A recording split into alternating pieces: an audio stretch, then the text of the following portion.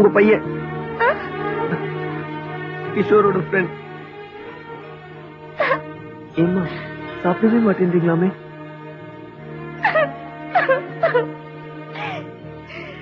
நான் எப்படிப்பா சாப்பிடுவேன்?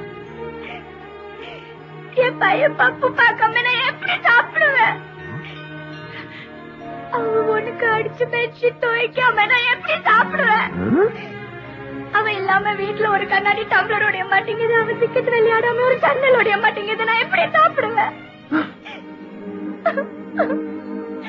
உனக்கு தெரியுமா, அவன் சாப்பாடு சாப்பிடும் போது சாப்பாடு மட்டும் சாப்பிட மாட்டான்,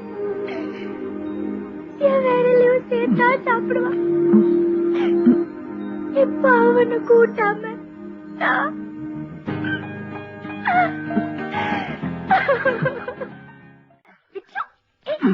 அம்மா நீங்க பேசாம உட்காந்துருக்கணும். இனிமே உங்களை ஒரு கஷ்டம் கூட பட விட மாட்டேன். ஒரு சின்ன சின்ன சின்ன சின்ன கஷ்டம் கூட பட விட மாட்டேன். எல்லாமே நான் பாத்துக்கிறேன். நான் பாத்துக்கிறேன் இல்ல. இனிமே அங்க எங்க அசையாம அப்படியே உட்காந்துருக்கணும், அமைதியா உட்காந்துருக்கணும். Okay okay. அம்மா என்னப்பா? பப்பு வயித்துல இருக்கும்போது நீங்க வந்து எடுத்தீங்களா? என்ன கேள்வி இது? கேட்டதுக்கு பதில். ஆமா எடுத்தேன்.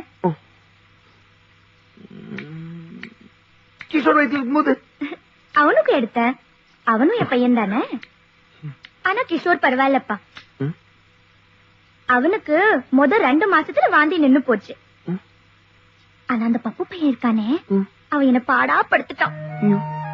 முதல் 4 மாசம் வயிற்று பெரட்டி பெரட்டி ஒரே வாந்தி, குடலே வெளியில் வர மாதிரி ஆயிடுச்சு. அப்புறம் 4 இருந்து 6 வரைக்கும் வாந்தியோட தலை சுத்தல் வந்து சேர்ந்துருச்சு. 6 இருந்து 8 வரைக்கும் வாந்தி தலை சுத்தலோட பித்தமும் வந்து சேர்ந்துருச்சு. இன்னைக்கு நாளைக்குன்னு 10 மாசம் ஆயி போச்சு. வெளியில வரமாட்டேன்னு வயிற்றுக்குள்ளேயே உட்காந்துட்டான் அந்த பப்பு பையன். 2 நாள் கண்ணுல ஒரு பொட்டு தூக்கம் கிடையாது. நிக்க முடியாது, நடக்க முடியாது, படுக்க முடியாது, உட்கார முடியாது. ரொம்ப கஷ்டப்பட்டு போயிட்டுப்பா.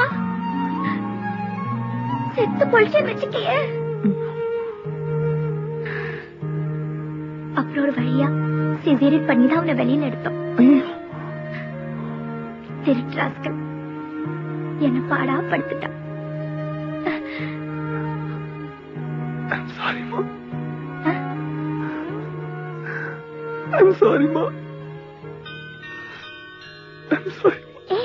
அதனால தானப்பா சொல்றாங்க தாயை தெய்வமா மதிக்கணும்னு. இந்த உலகத்துல தப்பான பெண் இருக்கலாம், ஆனா தப்பான தாய் இருக்கவே முடியாது. என்ன பொறுத்த வரைக்கும் கடவுளும் வயிற்றுல குழந்தைய சுமந்துகிட்டு இருக்க தாயும் சமம் இல்லப்பா. தாய் ஒரு படி மேலதான். ஆண்டவன் நமக்கு பிறப்ப கொடுத்திருக்கலாம், ஆனா வயிற்றுல வச்சு சுமக்கல பாரு. இந்த உலகத்துல தெய்வங்கள் எத்தனையோ இருக்கு, ஆனா நம்ம கண்ணுக்கு தெரிஞ்சு நம்மளோட பேசி அரவணைக்கிற தெய்வம் ஒன்னே ஒண்ணுதான் இருக்கு. அதுதான் அம்மா.